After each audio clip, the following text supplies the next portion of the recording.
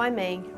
You may be wondering, why has this happened to me? What have I done wrong? What could I have done better? The answer to that is nothing. This illness can strike any person from any background. It has no boundaries. And all I can say is that don't feel guilty about it. It happens. You might feel bad about not being able to breastfeed or not being able to look after your baby as well as you'd like to, or not being there all the time if you have to go to hospital. But when your son or daughter grows up, in 10, 20, 30 years' time, they'll remember you as a great mum, no matter how the first few weeks went. Trust your family. If you're going through this puerperal psychosis episode at the moment, you may wonder who to trust. You'll be told lots of things by lots of different people who are probably telling you the right thing, but you won't know which is real and which isn't. When I was ill, I trusted my family. I knew that whatever my family told me was true, and that helped me a lot.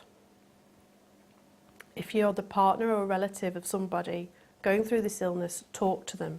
Don't ignore them and assume they don't understand what's going on in the outside world. They do. They can take it in. It's just what's coming out is not normal. You don't have to feel guilty. It is a normal feeling that goes along with this illness, especially because you've got a little one to look after.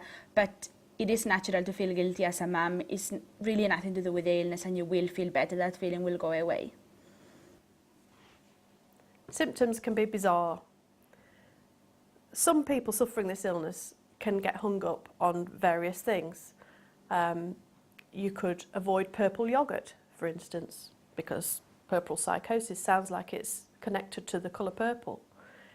You could end up writing extensively throughout the night. You could think your daughter or son is the son of God. Even if you're not normally religious, all of these things can happen. That is just puerperal psychosis.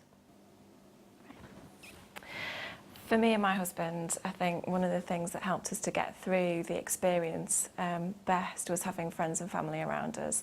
So if you're a relative of somebody who's got puerperal psychosis, I'd say just be there for them as much as you can. Also be there for dad as well as mum, because both people in the relationship are going through a really tough time, and they're going to need your help and your support in practical and emotional ways. And for dads especially, I'd say don't be afraid to ask for help, because you've got a lot on your plate too. Roller coaster ride. You may feel like you're on a roller coaster that you can't get off. You're high at the top of a hill 1 minute and down in the dip the next. This is puerperal psychosis. You will get off that roller coaster.